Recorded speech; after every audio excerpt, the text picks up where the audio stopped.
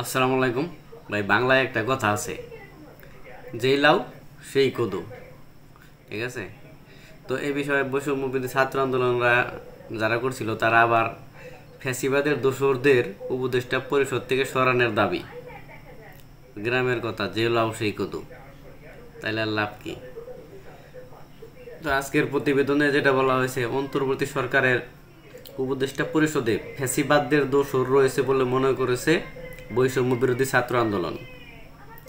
তাদের দাবি, উপদেষ্টাদের মধ্যে সফট আওয়ামী লীগ বা ফ্যাসিবাদ দলের প্রতি সহানুভূতিশীল অবিলম্বে তাদের সরিয়ে দিতে হবে। ছাত্র জনতার অংশীদারিত্বের বাইরে গিয়ে বর্তমান অন্তর্বর্তী সরকার যদি কোনো সিদ্ধান্ত নেয় তাহলে সেটি মেনে নেবে না বৈষম্য বিরোধী ছাত্র আন্দোলন। ছাত্র জনতার অংশীদারিত্ববিহীন সিদ্ধান্ত উপদেষ্টা নিয়োগের প্রতিবাদে গতকাল সোমবার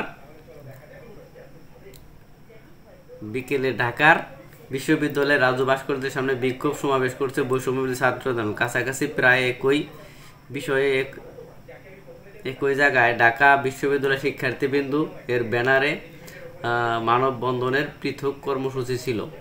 পরে দুইটি কর্মসূচি যৌথভাবে পালন করা হয়। বিষয়টি কি বুঝতে পারছেন? যে যারা যুদ্ধ করছে, রাজপথে ছিল হাসনাত, সার্জিস, তো তারা মনে করতেছে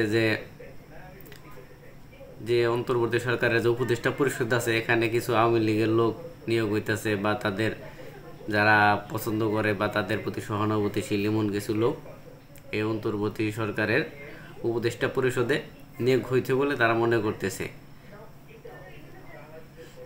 ঢাকার বিক্ষোভ সমাবেশে বৈষম্য ছাত্র আন্দোলনের আহ্বায়ক আব্দুল হাসনাত বলেন, শিক্ষার্থীরা যখন আওয়ামী লীগের দোসরদের তাড়াতে ব্যস্ত, ঠিক তখনই খবর আসে নতুন করে উপদেষ্টা নিয়োগ রোববার সন্ধ্যায় দেওয়া হচ্ছে। যারা ধানমন্ডি 32-কে কাফেলা মনে করে তাদের উপদেষ্টা হিসেবে নিয়োগ দেওয়া হয়েছে। শিক্ষার্থী, শ্রমিক ও সাধারণ মানুষের রক্তকে পুঁজি করে যদি কেউ ভেবে থাকেন তারা উপদেষ্টা হবেন, পদ ভাগিয়ে নেবেন, তাহলে তারা ভুল করেছেন।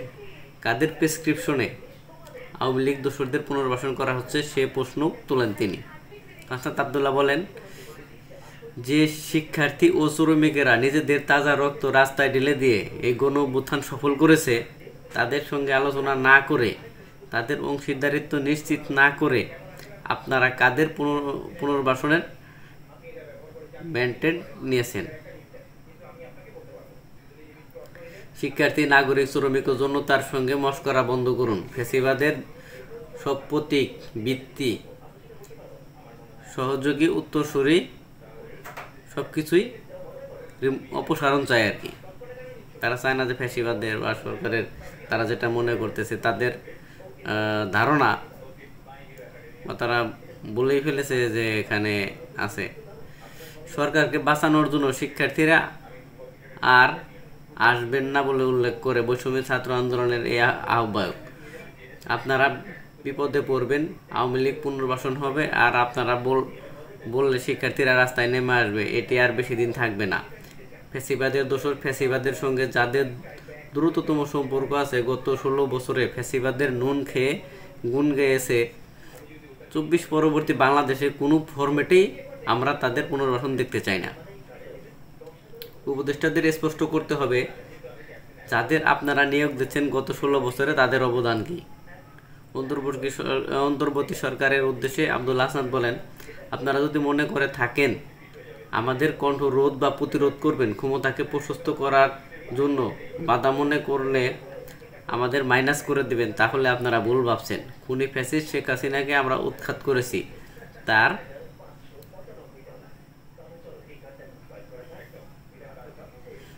কাছে আপনারা কিছুই না, এরকম একটা কিছু বলছে।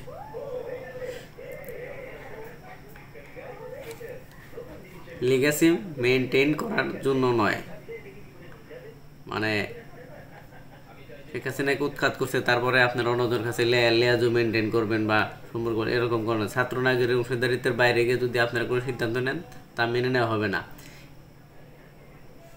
এবং অতীতে যে সিদ্ধান্ত নিয়েছেন সেগুলো আমরা পূর্ণ বিবেচনা চাই। আমরা বিশ্বাস করতে চাই ছাত্র উপদেষ্টারা আমাদের হতাশ করবে না। এখানে বলা হয়েছে সফট আওয়ামী লীগদের সরানোর দাবি, মানে আওয়ামী লীগের প্রতি যাদের সহানুভূতিশীল বা মায়া মমতা আছে, ভালোবাসা আছে, প্রয়োজনে লাল কার্ড। বৈষম্য ছাত্র আন্দোলনের নেতা মাহিন সরকার বলেন, উপদেষ্টা নিয়োগে ছাত্র জনতার মতের কোনো প্রতিফলন না থাকলে লাল কার্ড দেখে অন্তর্বর্তী সরকারকে উপদেষ্টাদের মধ্যে যারা ফ্যাসিবাদের দোষর তাদের অবিলম্বে পদত্যাগ করতে হবে।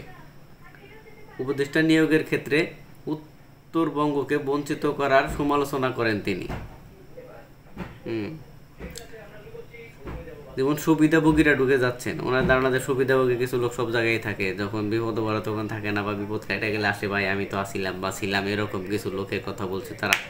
সুবিধাবাদী কোনো লোক এখানে থাকতে পারবে না। ঠিক আছে, দেখা যাক, যেই লাউ সেই কদু জানে না হয়। ঠিক আছে, আমরা চাই যে একটা সঠিক বিচার, ন্যায় বিচার, যে আসলে কাজ করার মতো, ভালো করার মতো, দেশ ও জনগণের স্বার্থে যারা থাকবে তাদেরই রাখা উচিত। ধন্যবাদ, সবাই ভালো থাকবেন।